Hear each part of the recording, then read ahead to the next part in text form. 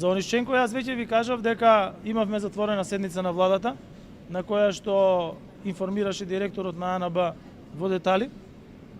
како се случило на влада да бидат донесени 4 позитивни мислења,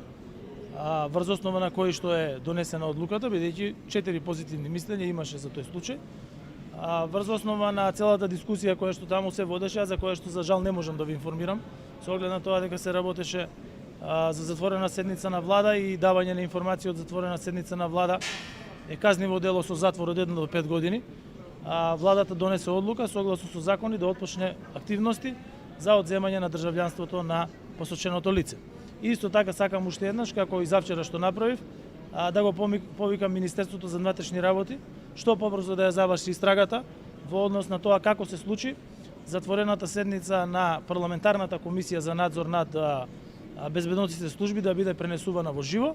и потоа тие да можат да продолжат и да ја завршат својата работа во парламент, но за тоа кога и како ќе биде завршена во парламент дискусијата, исто така законодавната власт е посебна и таму се уредува врз основа на правилата кои што важат за собранието.